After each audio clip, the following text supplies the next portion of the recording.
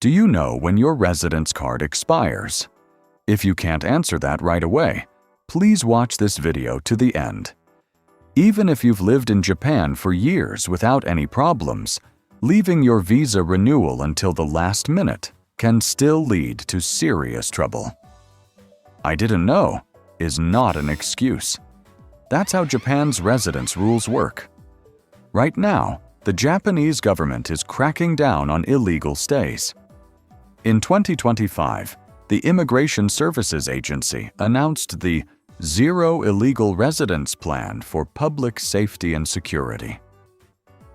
There are approximately 68,000 people in Japan who are staying beyond their permitted period of residence.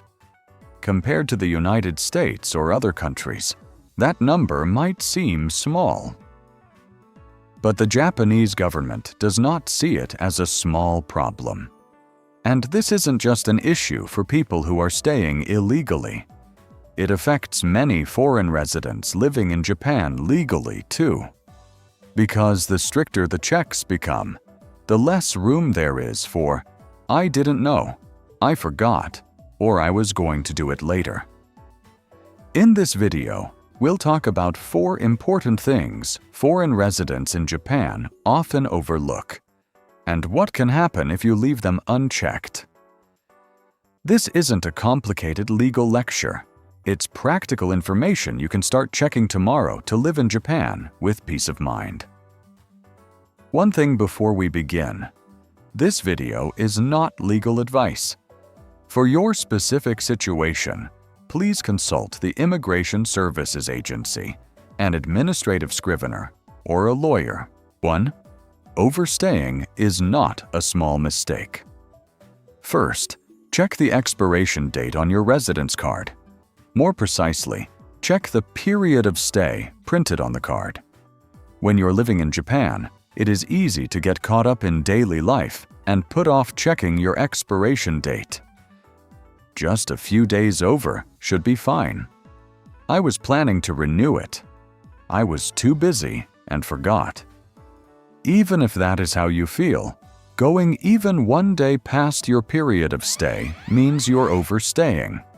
For example, suppose your period of stay expires on September 30th. You may think you still have plenty of time, but if you only notice at the end of September, it may already be too late to prepare everything smoothly. You may need documents from your employer or school. You may also need income and tax-related paperwork.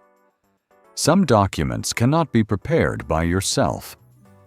That is why waiting until the last minute is dangerous. Start preparing your renewal application 3 months before your expiration date. The best approach is to add your expiration date to your phone's calendar and set a reminder 3 months in advance. If you are worried, set another reminder 1 month before as well. That alone can greatly reduce the risk of last-minute panic. 2. Always carry your residence card. You need to carry your residence card with you every day. It's not just an ID card.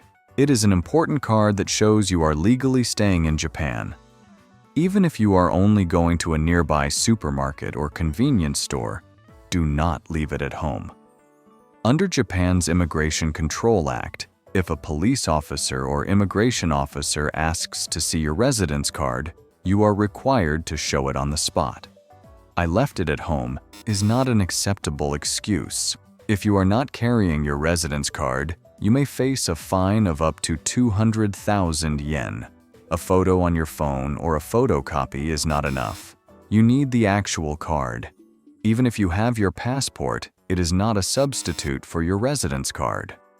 The most practical solution is simple. Keep your residence card in the wallet or bag you use every day. If you lose your residence card, do not put it off. First, report it to the police. Then, apply for a reissue at your regional immigration office. You need to complete the procedure within 14 days of the day you realize your card is missing. 3. Don't take address changes lightly. When you move, signing a new lease and moving your belongings is not enough. You also need to update the address on your residence card.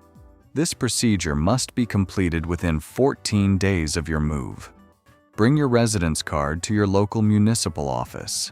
If you leave your old address unchanged, important mail or notices may be sent there. And by the time you notice, it may already be too late to respond in time. You should also update your registered address with government offices, your school, your employer, your bank, and your mobile phone provider as needed.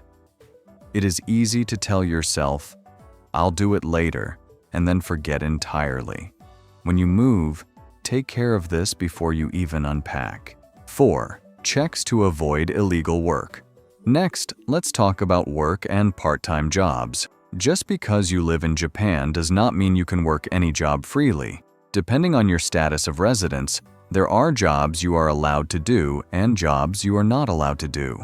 If you are a student or on a dependent visa and want to work part-time, you need permission to work outside your status of residence. Working without that permission may be considered illegal work.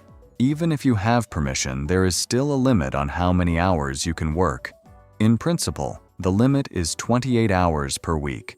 Be especially careful if you have more than one part-time job.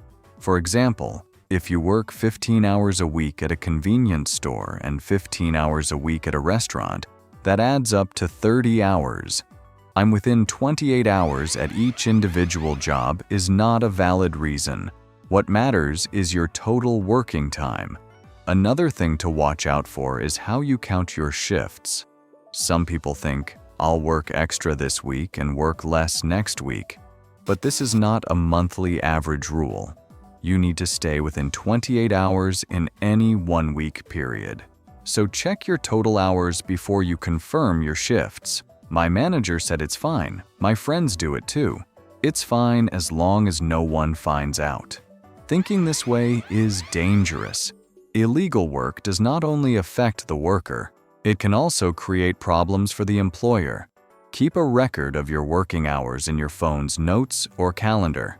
That alone can greatly reduce your risk. 5. Detention and deportation are real. Everything we have covered so far may seem like small oversights. But if you leave these problems unaddressed, the consequences can go far beyond a simple warning. If you stay in Japan past your period of stay, or if you work in a way that is not permitted, you could be investigated. You could be detained. You could also be required to leave Japan. The key is to act before the problem gets bigger. I'm probably still fine. No one has said anything to me. I'll explain it when I renew. Letting things slide with that kind of thinking is dangerous. If your period of stay has already expired, if you have concerns about how you're working, or if you're not sure whether your situation is okay, do not try to figure it out alone. Contact the Immigration Services Agency, an administrative scrivener, or a lawyer as soon as possible. The sooner you act, the more options you may have. Check your period of stay. Carry your residence card. Update your address when you move. Confirm what kind of work you are allowed to do. These are the basics, and following them can prevent a lot of problems. Japan can be a comfortable country to live in as a foreign resident, but the rules around resident status are strict. "I didn't know" is not an excuse. As we said at the very beginning of this video, knowing that alone can make your life in Japan much more secure. If this video helped you, please like and subscribe.